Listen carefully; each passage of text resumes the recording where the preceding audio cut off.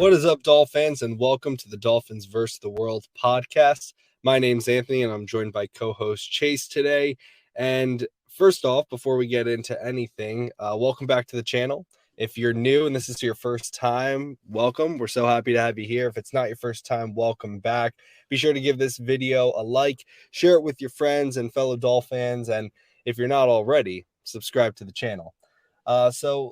Chase, I was wanting to, before we get into anything about the draft, because obviously the draft is only 2 days away, but before we get into that, just wanted to get this out of the way, get your thoughts officially on record, you and I, about the Aaron Rodgers trade. So it's been about 6 weeks, I think it was, 6 weeks from today or yesterday when he went on the Pat McAfee show and originally said, my intentions are to play for the Jets. We sat there, no shock at all, in limbo for a while, thinking, what's Aaron Rodgers going to do? Are the Jets actually going to trade for him? A bunch of people, including myself, I knew he was going to go there. I wasn't ever surprised that, it was taking long, and I didn't expect anything else to happen. But he ends up getting traded there. They swapped first-round picks. The Packers move up 2 spots. Jets move back 2 spots. The Jets get Aaron Rodgers in a 5th-round pick. And then the Packers get a 2nd-round pick this year. And these are the big picks. Again, they swapped. They get a 2nd-round pick this year. I believe there's like a 5th in there possibly included. But the big other pick is that next year, essentially, yes, it's a conditional 2nd. But the way I look at it is they got a 1st-round pick next year unless he plays less than 65% of the snaps. So curious what your thoughts are. Number one, Aaron Rodgers now being in the division, and number 2, where this puts the Jets as far as how much they had to give up for Aaron Rodgers. And are you scared now that Aaron Rodgers is in the division? No, I don't. I never really thought that the when the whole move was being made, I don't think it does too much for the Jets. Rodgers is one of the best quarterbacks of all time, but I think at the end of the day, he's up there in age, and not everyone's Tom Brady. His stats last year, everyone's thinking it was the team around him. I think it had a lot more to do with him than the team around him. But we will see, and that's the beauty of it. If I was a Jets fan, I would be over the moon, optimistic, and thrilled. And there's no reason not to be for them. But from just a slightly biased outside perspective, I don't think it's going to be going to make too much of a difference for the Jets. I think we'll be sitting here at the end of next year, and a lot of people will be without jobs, and the Jets will be rebuilding. But look, they didn't give up all that much. It basically, if the trade works out the way the conditional is set up with the 65%, it's about 11 games. So by the 11th game in the season, they're going to know what their record is going to be. If they're pushing for playoffs, then obviously Rodgers is going to keep playing. And if they're looking like they're going to be bottom half of the league team with a pick, they'll just bench him, because they're not going to give up a top 16 pick for a 500 team that isn't going to make, or below 500 team that isn't going to make the playoffs. So I think it was, in terms of what they had to give up, I thought it was a good move for the Jets. It's not low risk, but by the time the 11th game or the 65% comes around, they'll know what's going on. So yeah, and the move from 15 to 13 is, that's nothing. I'm sure the Jets aren't looking at the 2 players or whoever they have on their board and are like, there's no way they'll be there at 15 as opposed to 13. So, but we'll see. I don't think they're going to have a good year. I'm optimistic that we'll be laughing at the Jets again, like usual. Hey man, I'll say this. I think that I first of all, I agree with everything you just said. I am someone who believes that, like, I thought it was a lot. Now the swap, I think you're correct. Like, any team, again, not assuming that people out there know a good amount of how the draft works, teams go into it, and like, if they feel comfortable moving back to 15, and they put that in there. The player they want there, they're going to feel confident at 13 when they were there that he would have been there at 15, or else they're not going to move back. So, as far as the swap, not concerned about that because every team's going to have, multiple guys, not just one guy that they feel comfortable taking at each selection that they think realistically will be there. And we'll talk a little bit about that when we get into our draft. But, I thought that was fine. The second round pick this year, we all figured, it had been rumored for weeks that the second round pick was a sticking point and it was more so the other compensation. But I just think that, you're giving up a first, it's going to be a first round pick in 2024. I'm one of those people where I don't think that Aaron Rodgers to the Jets makes them Super Bowl contenders. I don't think they're a quarterback away. Last year, 4 of their 7 wins were against backup quarterbacks. 2 of those were in their first NFL starts, right? Skylar Thompson wasn't even supposed to play against them when they beat us in week 5 or 6. And then they were 2-7 against playoff teams last year. So I think that this is a massively, again, I'm not trying to say this because I'm a Dolphins fan. If they were to have gotten Lamar Jackson, I'd be pretty agree 100% there. Because that's a 26-year-old quarterback that, again, I know with injuries and stuff like that, but I would fear that much more. And I'd be like, crap, The Jets are like going to be serious for a while now. But with Aaron Rodgers, I just think that, again, it's not that they gave up a lot because next year they won't have a first. They'll still have the second, kind of like we are this year. But I just think that this team, everyone kind of put them into this year quarterback away. And like that to me is like the San Francisco 49ers. That's a team that's a quarterback away. You going from 7-10, only beating backup rookie quarterbacks, going 2-7 against playoff teams.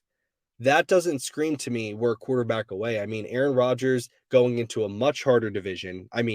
Much harder, a much harder conference. We know as Dolphin fans, even as good as of a roster that we have, we understand how hard it's going to be next year to hopefully, try to make a Super Bowl run. Like I'm not trying to say Dolphins are definitely going to make it and I'm crapping on the Jets and being a homer. Like it's going to be hard for the Dolphins. And we have a much better roster, I think, overall, if you compare,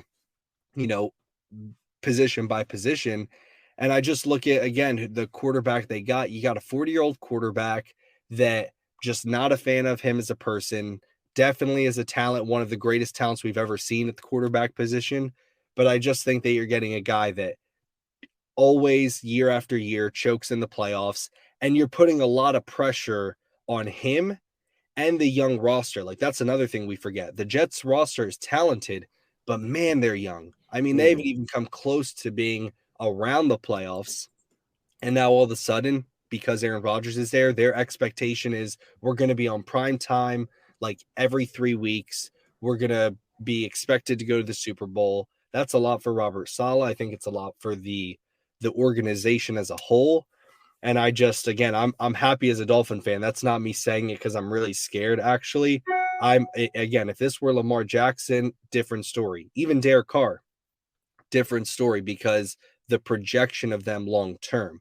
But Aaron Rodgers, you're betting that in the next year, maybe 2, you're going to make it to a Super Bowl in a much harder conference than Aaron Rodgers was used to. And he couldn't even make it to a Super Bowl in his other conference in a much weaker division. So I'm happy about it as a Dolphin fan. Again, this is kind of like what the Patriots dealt with for the last 20 years when the Dolphins and Jets and Bills made stupid decisions. We're kind of seeing it now. From the other side, the Dolphins and the Bills, obviously the Bills way more proven, but the Dolphins on the up and coming. And we're seeing, again, Patriots making stupid decisions with their, making Matt Patricia and Joe Judge co-offensive coordinators. We're seeing stupid personnel decisions that the Patriots are making. We're seeing things that the Jets are making that are going to set their franchise back. So I'm here for it. Again, does this make them better? Yes. But again, better. The Dolphins got a lot better. That doesn't guarantee them a Super Bowl win, right? It's still going to be really hard. And I just think that you look at 2 different teams, one of them's way more sustainable, and the other one is you're banking, you're putting all your chips in on a 40-year-old quarterback that has never proven, other than 1 year in his entire career, that he can even get to a Super Bowl. So I don't know. We don't need to talk about it much more. It's a Dolphins podcast, but I just had to get that out of the way because I just see so many people and the disrespect towards the Dolphins of just Yeah. now that the Jets have Aaron Rodgers, they're guaranteed to get second place at least. And I'm like, it's funny too, because none of these odds makers have the Jets being finishing first in the division. And it's like you did all of that just for people to think at best you're going to finish second. That's, I don't know, man. It just rubs me the wrong way. I just think that, I'm lucky that we didn't do something like that. But obviously we got our own things to focus on with quarterback and just making sure Tua stays healthy and making sure that, we get some guys under contract that are up for contracts in the next couple of years. But I'm definitely happy with the position we're in versus that. So Totally. And then the landscape of the rest of the division, just you were touching on it briefly, mainly the Patriots. They, just from what I've been seeing just all over the place in this draft, like it's going to be entertaining, and it really stinks just to not have a first round pick just because of there's so much like unknown and so much drama, and that's like all the fun in the draft, all the years where we had first round picks and we were mediocre to poor every season, but then you'd look forward to the draft. You'd always have the draft to look forward to. It just stinks to not be involved in it this year because from just what I'm seeing, the Patriots, at least, like they've been linked to so many names. And one thing that I think may happen for the Patriots personally is that they may have a different starting quarterback than Mac Jones week one. Just from what I've been seeing, I've been seeing everywhere that they could trade up and go get someone like Will Levis, mainly Will Levis. I don't know if they've been linked really to Stroud or Richardson per se.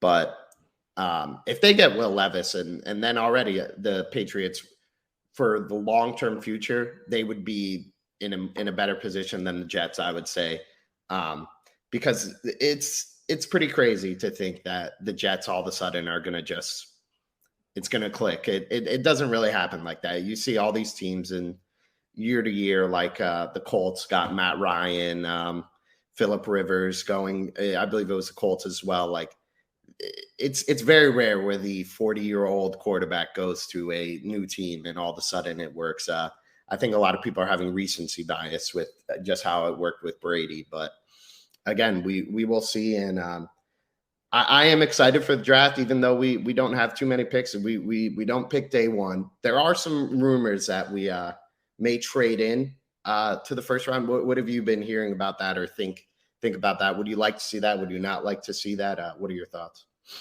yeah, so real quick before I get into that and stuff, man, we got spoiled as Dolphin fans, didn't we? I mean, 5 first-round picks in 2 years. We had 3 in 2020. Honestly, I mean,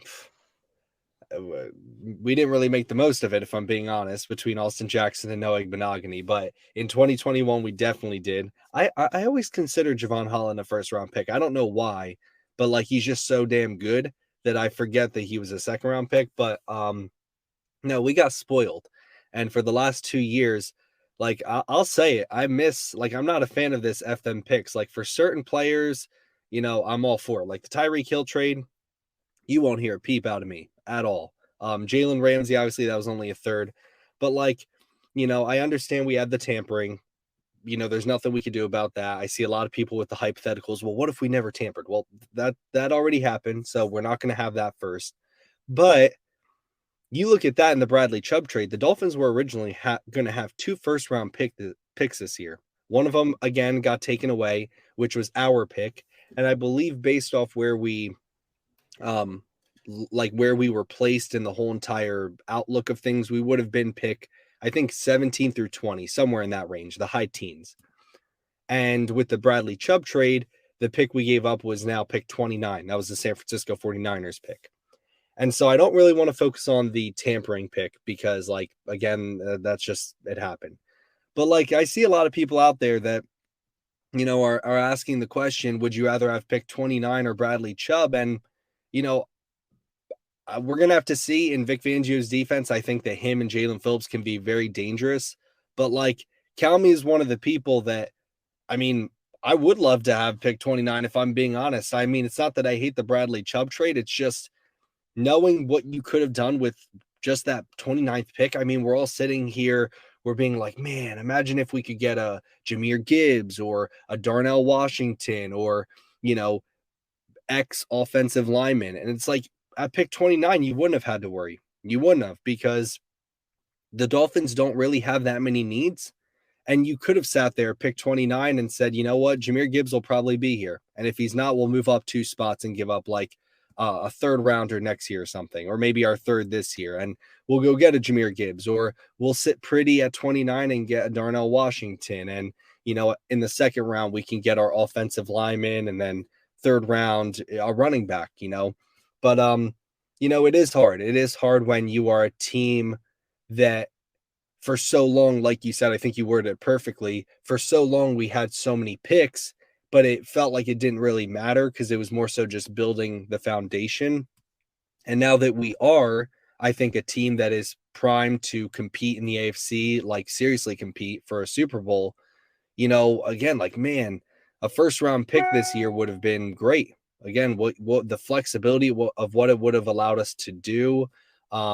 But I don't want to talk about too much because I really like the draft. I really like following it. And some of the guys that I want the Dolphins to get at 51 that I don't even think might even make it out of the second round. It just would have been, it would have been happy. I would have been happy if we would have had it first, but I digress. Going back to what you asked, not to go on too long of a tangent, but, again, I want to clarify this because I don't ever I always try to keep it real with like how much I know. And I don't claim to be like an NFL insider. It's not like I personally know people in the Dolphins building. I just listen to people that, you know, publicly will talk about what they're hearing, but they'll also privately say stuff.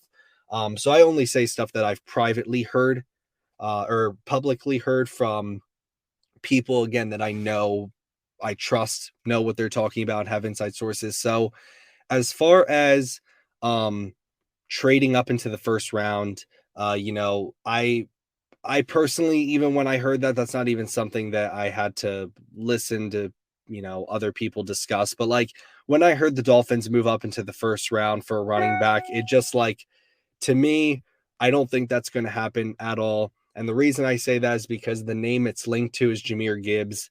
And I personally just think that what's happening is like the Dolphins are clearly wanting to get Dalvin Cook. And I will say again, I've heard from enough people that, again, I mean, their track record, they're batting near 100, like their batting average is way too damn high for me to think that they're making this up. Like Dalvin Cook's going to be a Miami Dolphin, whether it's at draft weekend, whether it's afterwards, he's going to be a Miami Dolphin. The trade compensation right now that again, people have publicly reported, I'm not breaking any news that I'm not allowed to share, is that it's Cedric Wilson. They're going to probably trade him with the Vikings because they need some wide receiver help. We'll get Dalvin Cook. And then the Dolphins are sitting on their hands right now because we would love for him to be cut and not have to give trade compensation up. But if it were a pick swap, it would be something like a third for a fourth. So like we'd lose that third and we'd get a fourth, or Miami would like it to be maybe in the future because we don't have a lot of picks this year. But like I'm not really in the running back market, in my opinion. Even if we weren't getting Dalvin Cook, I understand a lot of people aren't happy with Raheem Mostert and all them coming back. I just think that last year the issue was like attempting to run, not actually running. Like we averaged near almost 5 yards a carry between Mostert and Wilson. And I think that if you improve the offensive line, Mike McDaniel in his second year becomes more disciplined and consistent with it, I don't think it's too much of an issue. But again, I've heard from too many people that I very much trust in this community that like, no, Dalvin Cook's coming. If it's either happening during the draft or it's happening before June because he'll be cut by the Vikings. But like he has told the Vikings, I'm only going to the Dolphins, so you might as well get what you can from me now. So I don't know if people knew that. I'm pretty sure everyone did. It's been reported and it's out there. But like I'm not in the room for a running back in the draft, at least in the second and third pick. unless a Jahmyr Gibbs fell to 51. I'm not trading up for a running back when I know in the back pocket I have Dalvin Cook.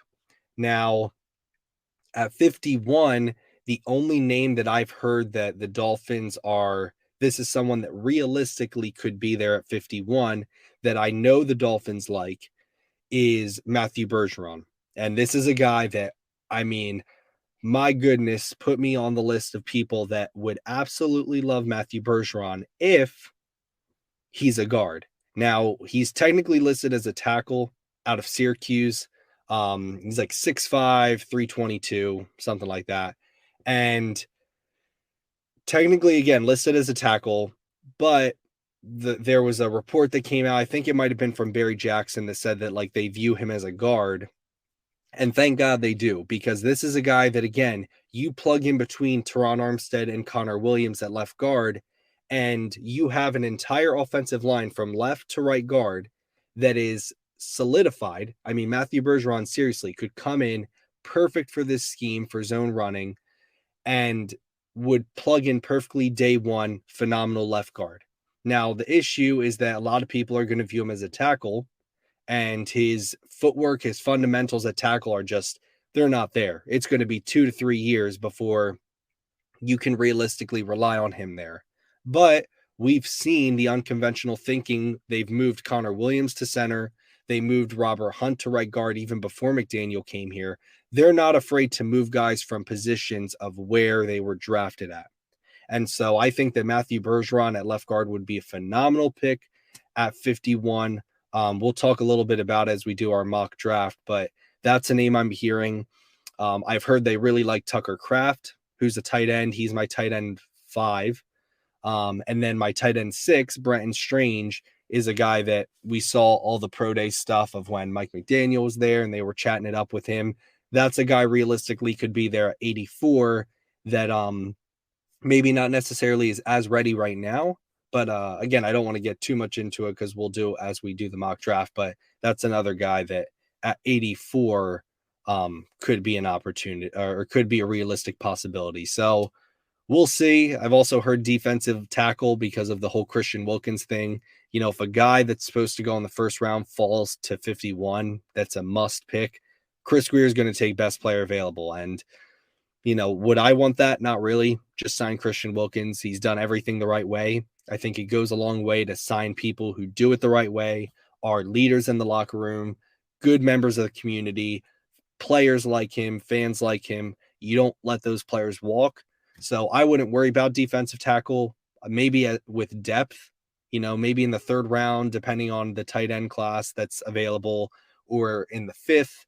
That's when you get some depth there. But anyway, I just talked for like way too long. I apologize. But that's the stuff I'm hearing. So I'm curious if I said anything maybe that you hadn't heard, or what your thoughts are on where I'm kind of leaning or looking towards in the draft. No, I would just totally say this and kind of agree with you. Like, I think we're just going to go probably best player available in the 2nd round, probably the 3rd round. I mean, and then at that point, maybe the whole draft. I know the 49ers, at least the philosophy is always take a quarterback in the draft, no matter what. I would say I don't expect us to do that. Like how we took Skylar Thompson late. I don't think that's the one position we probably won't be taking. But yeah, I just highly anticipate we're going to go best player available, barring that there's no like glaring needs, at least on paper. I would say maybe the one would be O-line, if you want to look at it from a realistic standpoint. But they're comfortable going with Eichenberger and Austin Jackson. So they're gonna ride with their guys, but I think they're just gonna go best player available here. Right. Yeah. And that's not a bold prediction or anything that, you know, is out of the ordinary. But yeah, that's just would be my general prediction. No, yeah, again, and I really, again, I really think that the offensive line is one of those positions where it's like it can always get better. Unless you're the Philadelphia Eagles, it can always get better. And I understand people when they say like we need offensive line, we need it.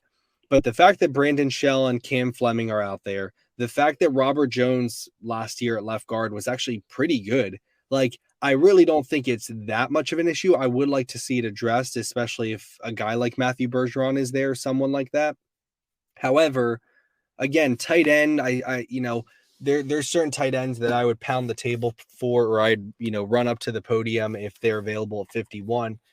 But again, my mindset, you have to understand, like, I'm thinking Dalvin Cook coming here, and it's like Dalvin Cook, Tyreek Hill, Jalen Waddle, Chosen Anderson, Braxton Berrios. Like, I know we want a tight end, but realistically, unless you're getting a guy that's proven, no matter how good they are, tight end is a hard position to transition to. So no matter what position you get, year one is not going to be like they're going to come onto the scene and they're George Kittle all of a sudden. Like, it's not going to happen. So for me, unless there's a guy out there like maybe a Darnell Washington that's there at 51, I'm okay with, tight end not being as high of a need and just getting a guy like Brenton Strange in the third. So overall, I don't really think the Dolphins have too many needs. I think there's positions that we definitely should want to get better.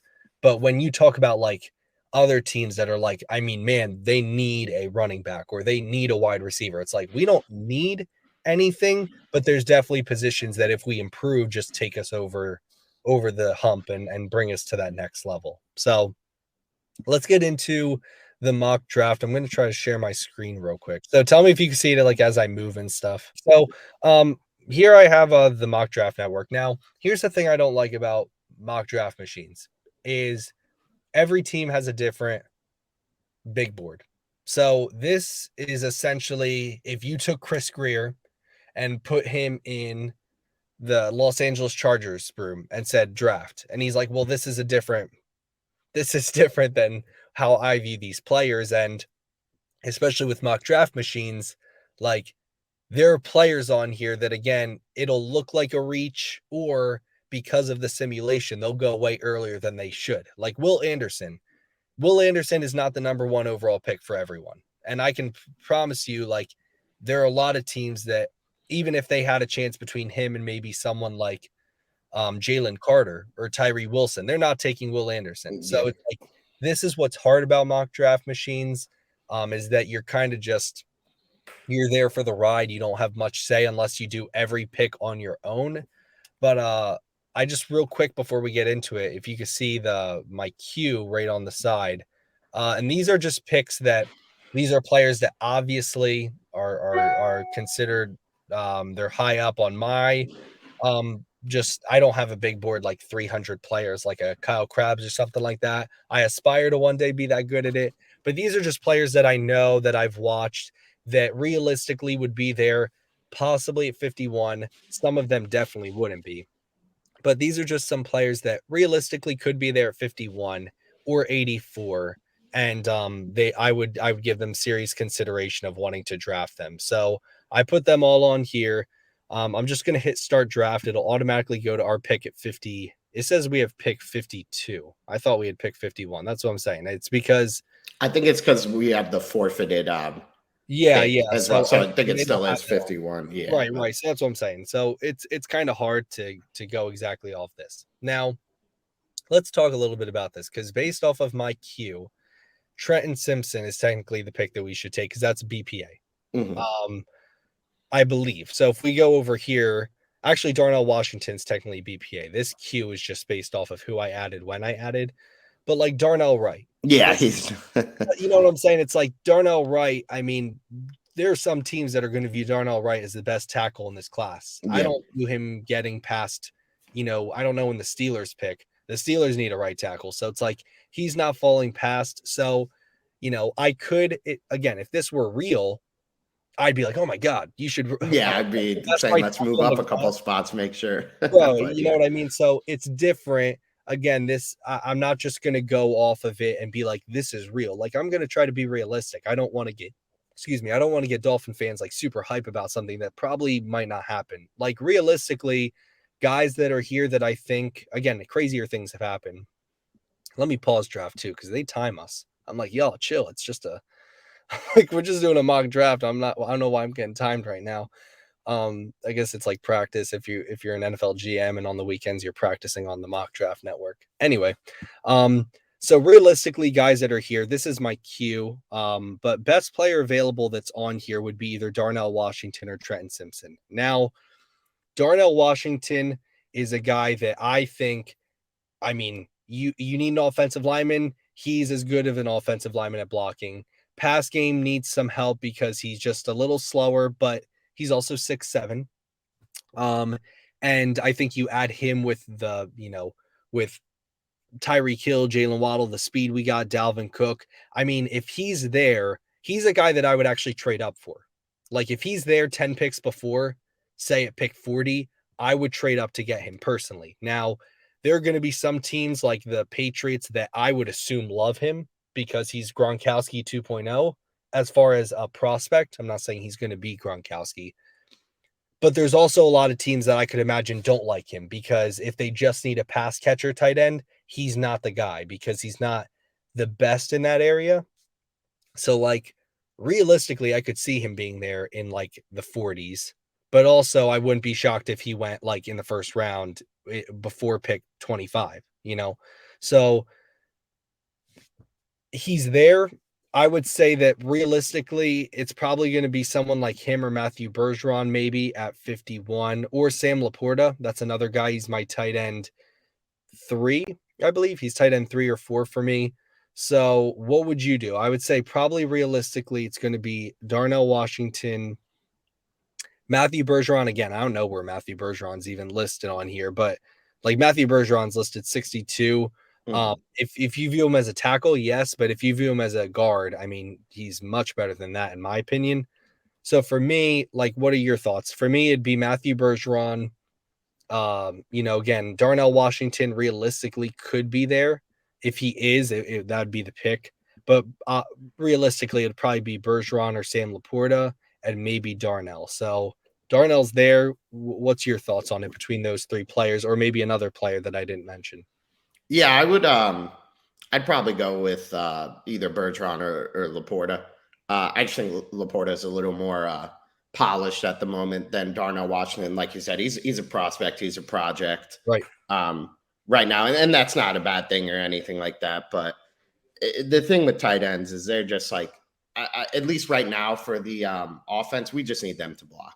Right. If they are going to contribute in the passing game, that's great. But I mean, we have enough weapons in the passing game that a good solid blocking tight end is all we need right now. Right. Yeah. And between the Laporta or Bergeron or Washington, I'd be pretty excited about all 3 of them. And Sam Laporta is not small. He's like No. 6'4", 250. So it's not like he's, Tyreek Hill. The dude he's a big guy. And especially if you watch his film, I think that he realistically, I think might be the most balanced. I mean, there's other guys that maybe have higher ceilings in certain areas, but I think he's probably the most balanced overall tight end. Even over a Michael, over a Michael Mayer. Like Michael Mayer, I'm just not, I don't know why. I watched some film, I watched a couple games, and I just wasn't impressed. I don't know if that's wrong for me to think that, but I would say, yeah, Sam Laporta, if he was there, or Matthew Bergeron, I'm fine with either. Again, it's like, I'm happy with either of those picks. If both of them are there, I'll be like, as long as it's one of them, then I'm good with it. So you said Sam Laporta over Matthew Bergeron. I'm fine with that. So Sam Laporta is the pick Let's do it at 51. So yeah, that'd be a great start, I would think, for sure.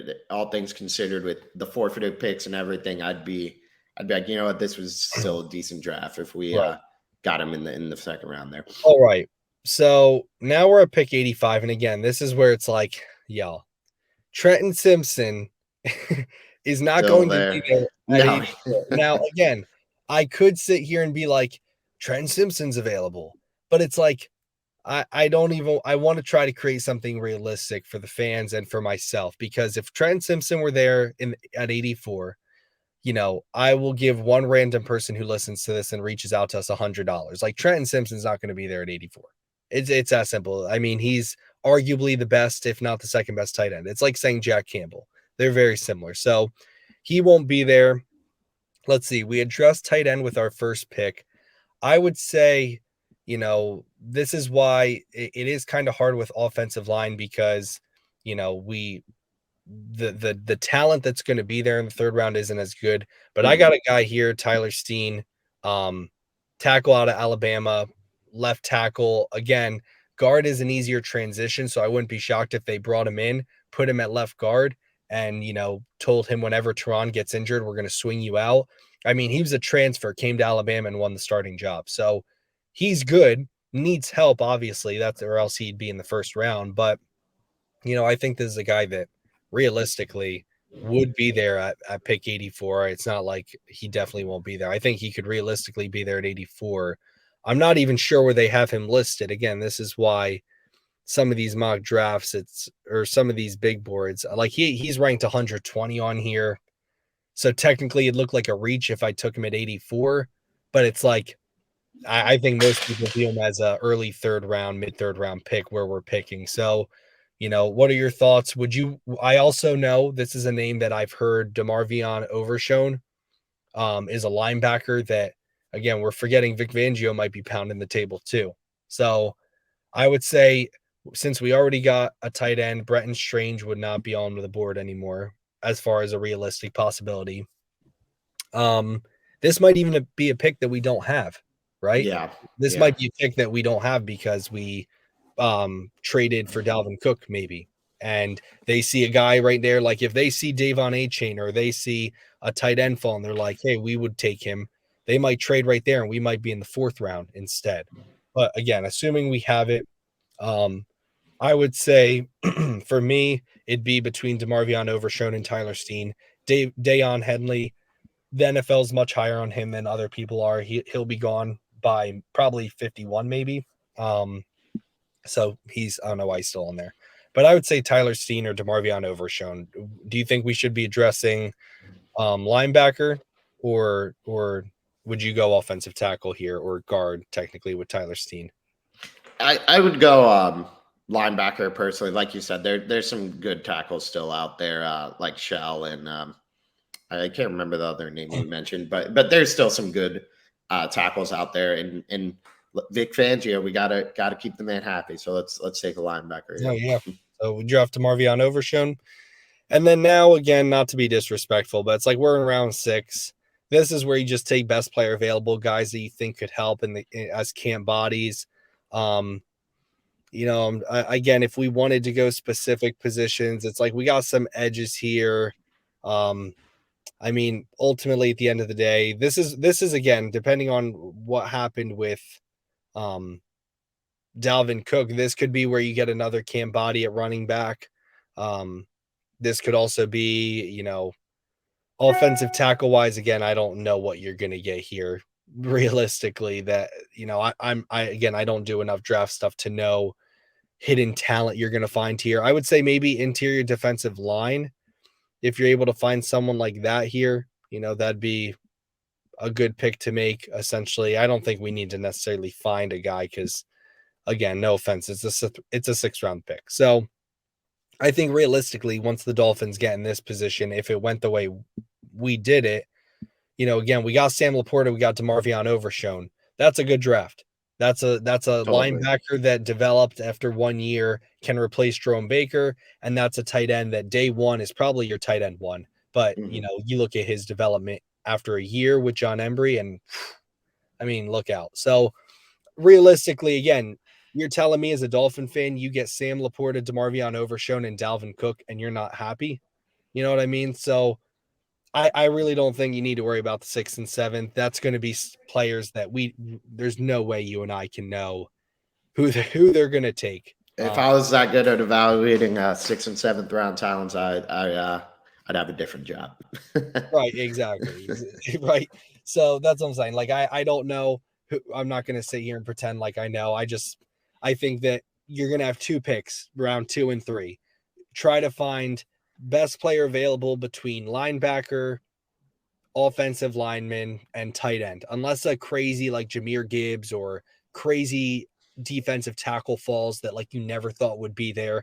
But realistically, just take best player available for those 2 spots. And again, I'm confident we're going to get Dalvin Cook. So I add him in the back of my mind to to the draft. So it's like, even if we don't get him during the draft, you're going to have Dalvin Cook and, say we go Sam Laporta and even Tyler Steen and Dalvin Cook. It's like, your offense you're good. If you don't get a running back, or maybe you don't get a tight end and you get offensive lineman and linebacker, okay, well, now you got a Matthew Bergeron and Dalvin Cook.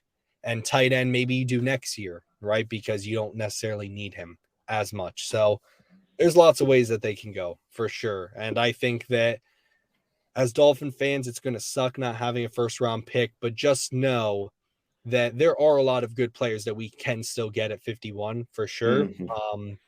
Again, it's not Jahmyr Gibbs probably, because I think he'll be gone before the end of the first round. But like, yeah, I just think there's a lot of avenues that they can go. And realistically, I'm happy with the team as is. So unless there's a guy there, like, again, Sam Laporta, and they get this no-namer that we've never heard of, I'm going to be okay with the draft. You know what I mean? Like, if it's Darnell and Sam Laporta and Matthew Bergeron, and they go with Matthew Bergeron, people might be upset, but I'll be like, hey, we're good. If we They'll wait, be okay with me. right. Like, I'm not stressing. I'm not tripping over here. Like, it's completely fine. Whatever happens, I trust this organization because Chris Greer is going to be getting info to the scouts from Mike McDaniel and Frank Smith of what they like in offensive linemen, and tight end from John Embry. So it's kind of like on defense with Vic Fangio. Like, I trust, like, if they're making a move, I'm just going to trust the guys that know way more than me to make the right decision on who to grab. And I trust their evaluation. And again, if we are able to get a Dalvin Cook this weekend, dude, I think we could realistically be filming this next episode talking about how we got an offensive lineman, a tight end, and Dalvin Cook. And we're sitting there ready to rock and roll, head into the season. Yeah, we're getting into it. After this, it's about that time where we gotta be looking at the team as completed and what we're gonna be rolling with into next season here. And it's getting time where not football season starting, but it's like the it's right around the horizon. We're coming up on it, and it's gonna sneak up on us. Before we know it, we're gonna be doing training camp and everything, and hoping for the best. And I'm excited. I'm excited. Yeah, man. So for all those people listening out there, hope you enjoyed the draft. Hope you enjoyed the episode. Make sure to stay tuned. And again, subscribe to the channel. So next time we're going to be coming much more frequent with these as the season progresses and off-season programs progress. But yeah, enjoy the draft with the family. I don't know about you. My go-to draft food is some pizza and wings. Real simple, nothing crazy. Pizza and wings, some stronger maybe, depending on who we draft at 51, if we're feeling good or not. But yeah, anyways, it's good talking football with you as always, man. And for all those listening, enjoy draft weekend, and we'll see you next time here on the show. See you guys. Thank you.